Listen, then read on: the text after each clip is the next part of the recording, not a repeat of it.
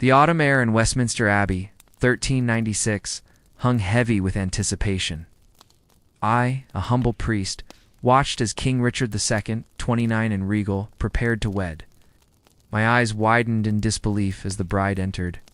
Isabella of Valois, a French princess. No older than 6 or 7, her tiny hand was swallowed by his, her elaborate gown seeming to dwarf her. This political union, a desperate bid to end the 100 Years' War, was unusual even for our time when child marriages were common.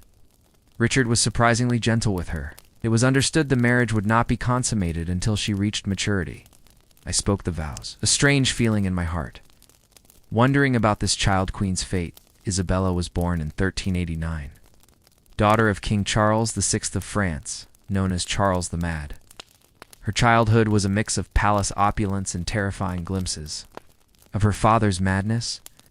Her mother, Isabel of Bavaria, a shrewd politician, saw Isabella as a valuable asset. By the 1390s, both England and France were exhausted by war. Longing for peace, the idea of Isabella marrying Richard emerged during secret negotiations in 1395. Richard was still grieving his first wife, Anne of Bohemia, and without an heir. The French offer was audacious. Isabella's hand, a massive dowry, and a 28-year truce. Her youth, they argued, symbolized a fresh start, and she would be raised English. Richard, perhaps seeing a chance for fatherhood, was intrigued. The treaty meticulously detailed her future, ensuring her French customs and, crucially, non-consummation until she came of age. The wedding took place twice. First in Calais in 1396, then a grand coronation in Westminster Abbey a year later. Isabella, now 7, wore a crown made for her small head, waving to crowds who called blessings in a language she barely understood. She found companionship with English nobles like Margaret Holland, who subtly taught her the court's complexities. Richard was a kind, paternal figure, visiting her often and nurturing her education. She blossomed, a symbol of peace, yet unknowingly lived on the edge of a political precipice. The year 1399 brought a chilling shift to Westminster. Subtle at first, it grew into an undeniable tremor. Conversations died as Isabella approached. Her ladies-in-waiting exchanged anxious glances. Even Richard, her kind, fatherly husband, became distant, his gaze often fixed on the horizon as if searching for something unseen. His gifts ceased. Isabella, just 9, wondered if she had displeased him. The truth was far graver. Henry Bolingbroke, Richard's exiled cousin, had returned to England with an army, not just to reclaim his inheritance, but the very throne. Nobles, long resentful of Richard's rule, flocked to Henry's banner.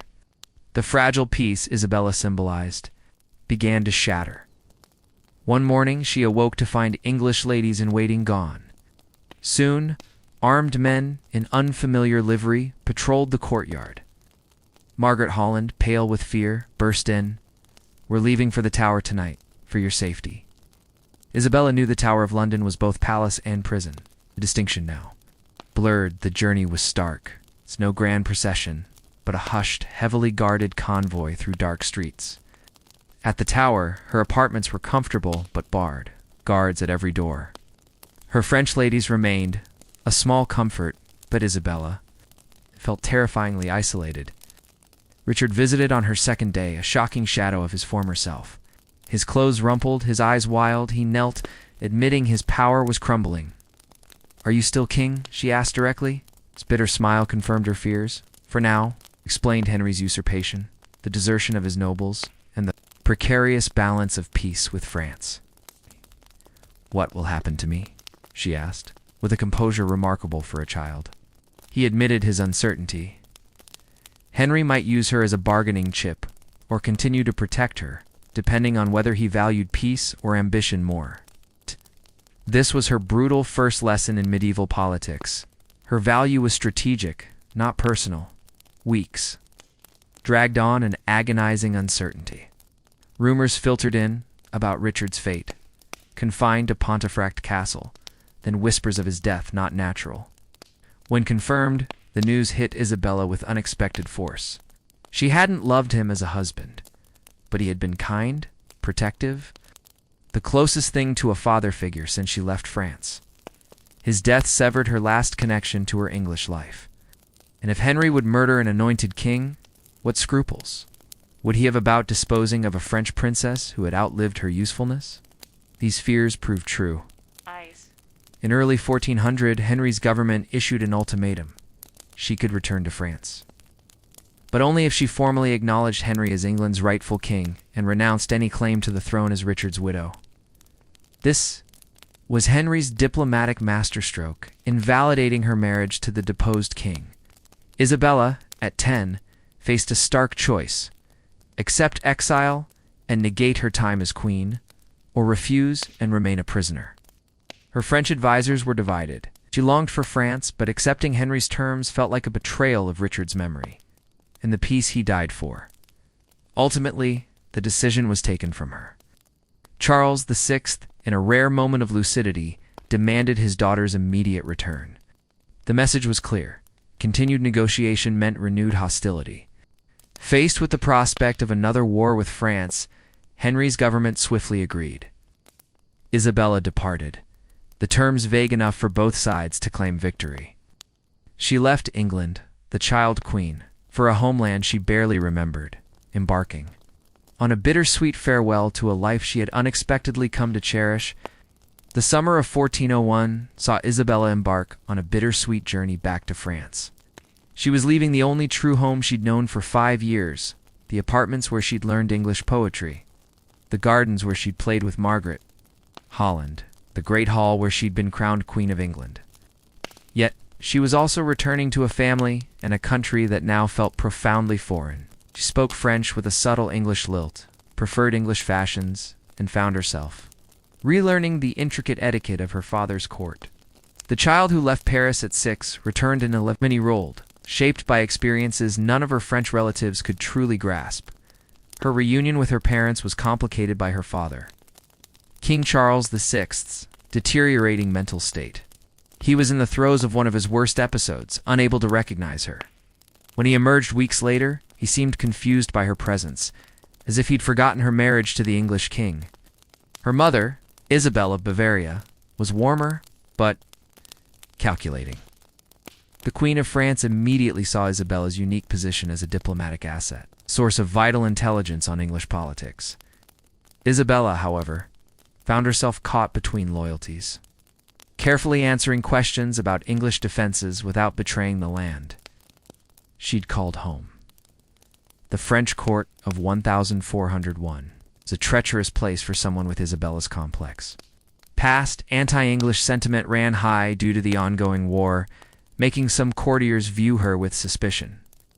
With her father incapacitated, the government was controlled by feuding noble factions. Isabella had to navigate these disputes, avoiding becoming a pawn. Her mother, while protective, also expected Isabella to serve French interests, even when they conflicted with her own quiet convictions. In 1402, news from England brought new complications. Henry IV faced serious rebellions. Some in the French court saw an opportunity to invade England and restore the rightful dynasty, perhaps with Isabella as a legitimizing figure. Isabella was horrified by these discussions, had no desire to see England torn apart by civil war, knowing the innocent people would suffer. When asked for her opinion, she cautiously argued against invasion, highlighting the potential for massive casualties and the strength of English resistance. Her reluctance earned her criticism from French hawks, but also support from more moderate voices who favored peace. These political tensions came to a head in 1403 when Charles, Duke of Orleans, proposed marriage. Isabella's cousin, one of France's most powerful nobles. Charles was 29, the same age Richard had been, but now the age gap felt less significant. The marriage offered a secure position within the French royal family and aligned her with a cultured court. Isabella found herself genuinely attracted to him. He was handsome, intelligent, and crucially, he spoke to her not as a child to be protected, but as an equal. A remarkable young woman who had endured much with dignity. The negotiations for this second marriage proceeded swiftly.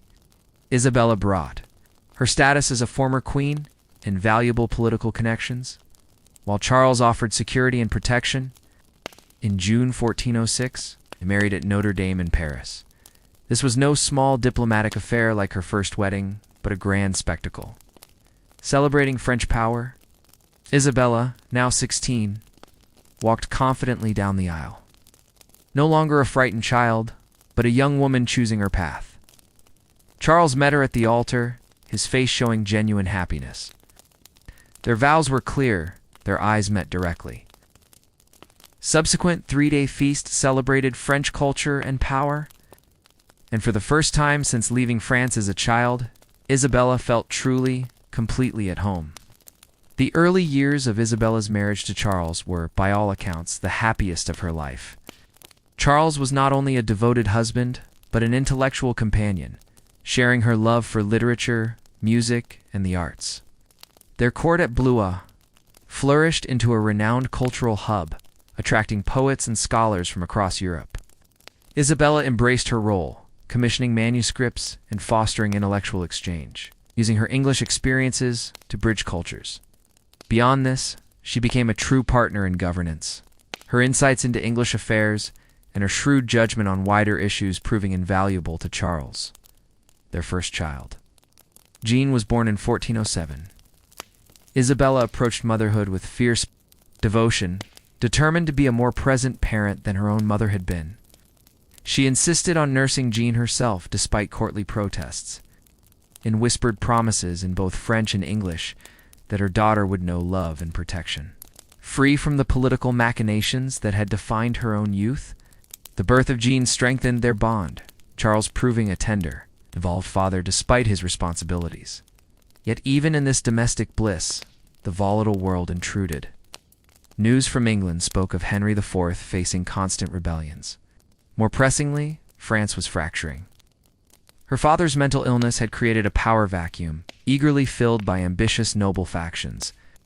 Charles's father, Louis of Orleans, was one of these, claiming the right to govern.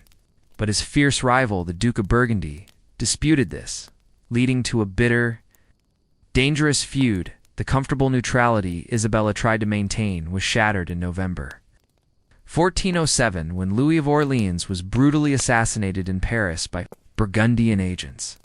This murder transformed Isabella's life overnight. Charles, inheriting his father's titles, became one of France's most powerful men, but also a marked one. Isabella was thrust into a world of bodyguards and constant vigilance. The carefree atmosphere of Bleu was replaced by the grim reality of impending civil war. Charles himself changed. The cultured young man Isabella married now showed a harder edge. Driven by a thirst for vengeance that sometimes frightened her, he began to gather allies for what would be a long, bloody conflict, the birth of their son. Charles in 1408 brought a brief respite and strengthened the Orleans' claim to future leadership, but also made Isabella's family an even more attractive target. Isabella raised him with immense care, ensuring he understood both privilege and responsibility, received an education that would equip him for the treacherous world of politics without losing his humanity. The Civil War raged, exhausting both sides. While Charles campaigned, Isabella adeptly managed their territories, proving surprisingly capable in medieval governance and logistics. Her letters from this period reveal a woman fully embracing her role as a political leader, no longer a confused child, but a mature woman taking control of her destiny. She provided relief to war victims, enhancing her reputation as a compassionate leader. However, the birth of her third child, Marguerite, in 1409, took a devastating toll. Isabella, now 20, suffered severe complications. For days she hovered between life and death. Her recovery was slow and incomplete. Physicians warned another pregnancy would likely kill her, forever altering her physical intimacy with Charles. Yet, their marriage remained strong, finding new expressions in shared intellectual pursuits and governance. Isabella became Charles's effective co-ruler in 1410. Isabella learned the Duke of Burgundy was negotiating with England, seeking English intervention in the French Civil War. Horrified by the prospect of renewed warfare between the two kingdoms she now held loyalties to, Isabella used her unique position as a former English queen to open back-channel communications with the English court. She tried to persuade Henry against intervention, arguing it would be costly and futile. Her diplomatic efforts, though hampered by lingering English suspicion, showcased her growing sophistication as a political operator and enhanced her reputation abroad. Isabella's health continued to deteriorate through 1411 and 1412. Plagued by respiratory problems and chronic fatigue, she began to spend more time in contemplation, perhaps sensing her time was limited. Despite physical weakness, her mind remained sharp.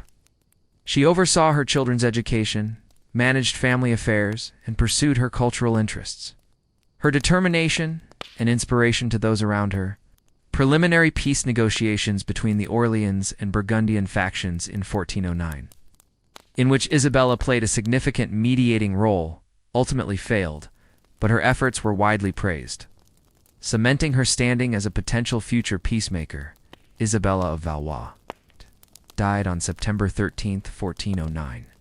At the tragically young age of 20, she had lived a life spanning 3 kingdoms and 2 marriages, experiencing both the heights of royal power and the depths of political uncertainty. Her death was mourned across Europe. Charles of Orleans was devastated, losing not just a wife, but a trusted advisor.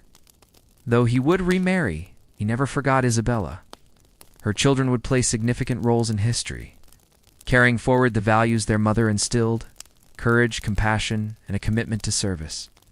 Isabella's death removed a moderating influence, and the French Civil War intensified. Yet her legacy endures beyond immediate politics. She demonstrated that even when treated as a pawn, a woman could forge a life of purpose, exercise agency, and provide moral leadership. Her story reminds us that history is not just about grand events, but about individuals who, despite their errors' limitations, found ways to live meaningfully, transcending circumstances through resilience, intelligence, and a refusal to be defined by fate alone.